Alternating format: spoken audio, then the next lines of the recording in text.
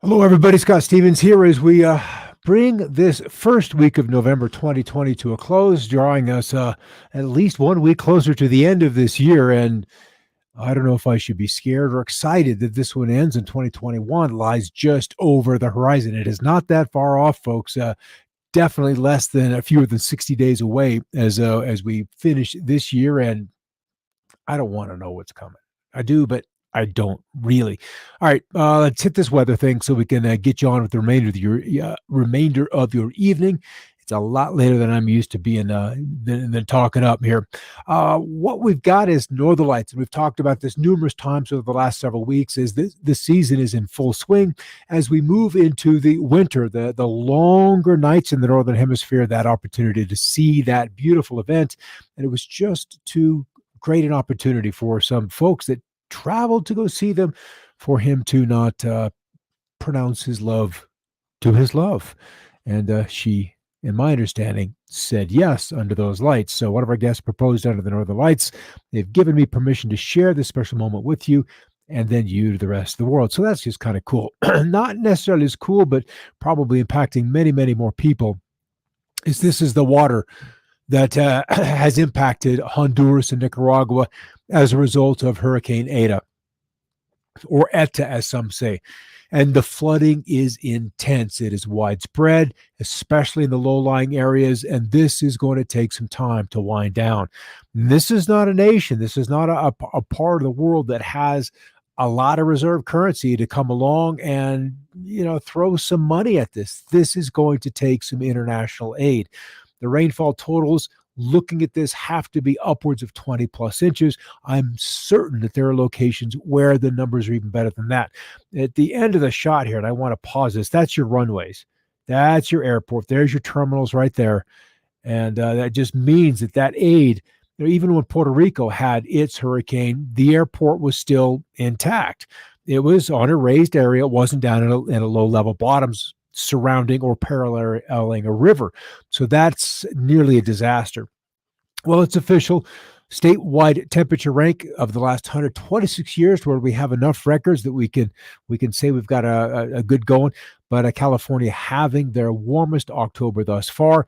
The surrounding states in the top 10, and then Colorado kind of in between, and then cooler and much cooler than weather continuing off towards the north and east. And California is not done with the fires. San Dimas, another couple of them. We'll see that on the fire report here momentarily. But as dry and windy as it has been, they have seen an eruption of additional fires and brush fires. And that's kind of where we are. We're still looking at ETA made its push ashore, did its damage, did its rain, and now it has begun to back out. Yeah, Robin, that is a crazy amount of water. And there's still some areas that we're watching farther out to sea as this hurricane, this tropical season, just has not been able to draw itself to a close.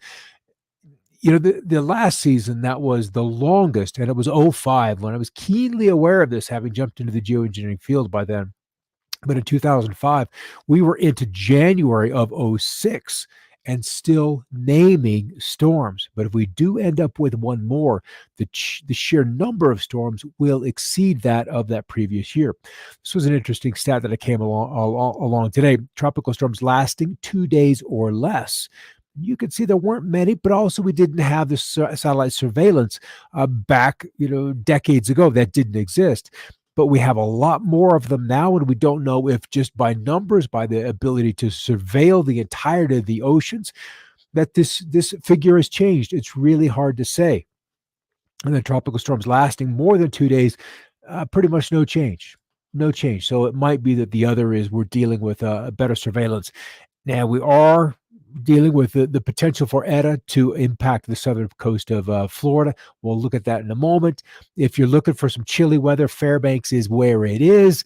You'll find some in Alaska. Fairbanks was turned into a winter wonderland on Friday after about 6 to 12 inches fell across the city with temperatures awfully chilly. And let's see if I can scan over here, pop up to Fairbanks and pull off the rains from the northwest. Scroll back out of Medford where we left it last evening for you. Come up on Alaska. Let's go to weather stations, throw in temperatures, and then Kenai Peninsula. There's Anchorage, about 20 degrees. Fairbanks, That seems like a bit of an anomaly, but 31's a little high. Maybe it isn't. Maybe it isn't. We're just a little bit below freezing. So that snow is not going to melt with these kind of temperatures, and we'll look at the jet stream in a moment to see if that's going to remain the case for a while longer. But nonetheless, right now in the middle 20s, so the snow is sticking. Oh, it's November, Alaska, especially Fairbanks. It'll likely be May, deep into May, before the snow is all gone. Guatemalan Army rescued people stranded from the rooftop of this building today due to the severe flooding. There's just a lot of that going on. And with blizzard conditions about to blast Montana, a third-generation cattle rancher explained how his cows stay warm in these punishing conditions, even when they're covered with snow. So it's just we're coming out of that situation in Montana. It's going to be a long weekend up there. Let's refresh this. And this is an Aurora forecast. They usually only have to forecast about an hour out. And probably nothing visible stateside, but you don't have to get too far into Canada before you begin to see that Aurora into the north, provided you have clear skies. Got to have to do that. Still at level 2 on the national preparedness. 7 new large fires were reported yesterday, 3 in Idaho, 2 in Kansas, and 1 each in Minnesota and Montana, with 36 large fires underway that have burned 2.8 million acres. We had 4 that were contained. So now we're kind of getting to that balance where Mother Nature's really helping out. We're getting the cooler weather in. The days are shorter. The humidities are coming up, and the humans are not out in the wild like they were during the summer or even during hunting season, although I tend to believe that hunters are probably somewhat more conscious than just straight up campers that are up there for the weekend, or especially those with fireworks. All right, a lot of cool weather's popped into the western states. That cold front is pressing ashore, and the rains have been so-so. They've been okay, not lots. You can see we don't have a solid cloud shield. The rains that have been shown up on radar mostly in Oregon and into Nevada. That hasn't been an aggressive storm. They're just, as we mentioned yesterday, probably wouldn't be able to deal with a whole lot of water. But as we do look out the forecast for precip, even just where are we? Hour 31, hour 60 out 5 days. It'll be okay for the West. It is definitely a substantial improvement above and beyond. And once we get into the blues, we're at least having a half of an inch of rain. And that's going to be the case in some of the higher terrain of California. So even in the next 2.5 days, that kind of water will really pull back the fire risk across the entirety of the West. The heat's going to go on. Let me see if I can't refresh this and take us on into Saturday, leave Friday behind. There's Saturday. 26 potential records broken temperature-wise. 31 on Sunday, and then not quite as many on Tuesday. Yesterday, it looked like there was going to be like 180. It was deep into the hundreds, but that was certainly for warm nighttime lows on this coming week. So as we see the cool weather out west, it looks like the east stays warm. They just don't get a break. All right, with that storm pressing ashore in the west, 94 in Death Valley, 15 plus 15 at both Angel Fire, New Mexico, and Peter Sinks, Utah. And there's Etta sitting out there back into the Western Caribbean, just taunting people, just saying, where do you want me to go? Or would you rather me just disappear? The vote, I think it was unanimous, just to please disappear, but it is moving northeast at 12 miles an hour, so drawing farther away. It will have to cross Cuba. That will happen, and inevitably, we'll look at the model forecast, but the south coast of Florida is kind of under the gun. We'll see that moisture, we'll see that cloud cover, we'll see that event begin to lift this direction. Probably when I see you on Monday, we'll already be talking about the Keys, Sarasota, Naples, maybe even Homestead and into South Miami. We'll see what happens with that. But the weather's definitely changed out west, maybe not as far east as Colorado just yet, but the clouds are in place. The chemtrails are in the clouds. They're there. And then the cool weather, certainly with a reduction in temperatures, with 33 at Truckee. At afternoon, let's refresh this because we're past 10 minutes after the top of the hour. And there's some cool here and there, but 66 in Salt Lake is not a bad number for this time of night. There's our temperatures there. And then where's our front? Still lollygagging back in California. It hasn't made too much progress inland. But what we need is moisture. We need these dew points. We need some strong south winds from Texas through Oklahoma and then bumping up against the front range. And then that moisture ultimately will feed in to this developing storm across Montana. And the really cold air is beginning to gather, beginning to pool up across western Alberta, western Saskatchewan, and eventually we'll get kind of drawn southbound. That could happen very, very quickly. All right, here's our radar. It's just okay. Not a big deal, not a terribly organized. We anticipated, because the storm was coming in over, honestly, very close to the ocean, or very close to the coastline, that it just wouldn't have a lot with it. And so much of what has fallen in the last 24 hours has been absorbed or taken or stripped away from the event by the coastal and Cascade ranges of Oregon, Washington, and far northern California. And that just doesn't leave a whole lot left to make its way inland. There'll be some, but there just won't be a lot. We're going to have to wait for additional reinforcements. So here's the ripple. It's dynamic, it's compact, it's got a lot of oomph with it. It just is moisture starved. So we get another slider coming down the inside of the mountains of Canada. That's no good. It'd be nice if it happened out here so it could transport some moisture with it.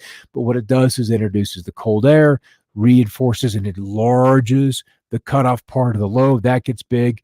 But also where it goes and how it moves also impacts how we begin to draw ETA towards the north.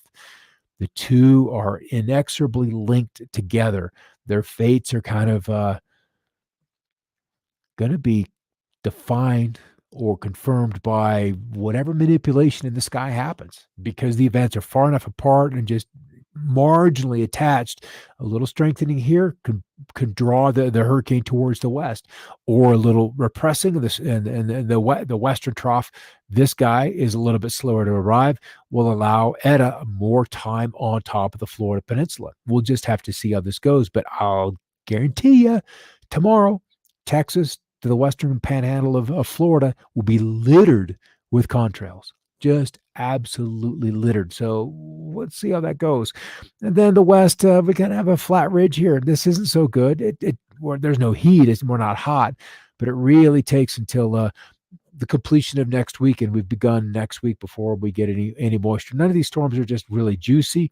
They're just not drought conditions, and that's probably the good news. So we'll just take a little bit. And in fact, if I think back, that's almost what we asked for. So we could be gentle with the rains initially into California through the Golden State and pressing into the Great Basin just to get things wet again. And then once they're wet, we can begin to green up the grasses and begin to rejuvenate those pastures and those hillsides, so we don't have big old burn scars that all of a sudden are inundated with 2, 3, 4 inches worth of rainfall, and the soils are so dry that they're hydrophobic, and then it all just runs off. If we could just gently rehydrate those soils and get the roots back and growing once again, that would be the best thing possible. So maybe this is exactly the outcome they need to have. Just some gentle storms, no big, what do they call them now? Atmospheric rivers. We used to call them the Pineapple Express. All right, there's your snow in Montana. 2 feet. 2+. It'll be a big event Saturday night, Sunday. So it hasn't begun yet, but it will not be long. By this time tomorrow night, the snow will be underway through much of western Montana. Will slowly spread east through the course of the day on Sunday, with some ice and sleet with that. And then also we'll be looking at ETA growing once again. That looks like it's South Florida. That's almost a Hurricane Andrew kind of path way back in 1980. Boom. So then maybe Allen was 80 and Andrew was 92. That's the way it was. I was in Tulsa in 92 when that happened. So that's what it looks like. It's going to be ETA, and it's going to be the snows in the Mountain West, and then some light snows in California. Another big winter event, but that's largely Canada. And then this guy. What the heck? Can we not end these storms? Another one emerges off the Atlantic at the end of the period, but that's a good distance away. Yeah, Robin, 2 freaking feet of snow. And there's the models. Let me see, 18 ECMWF.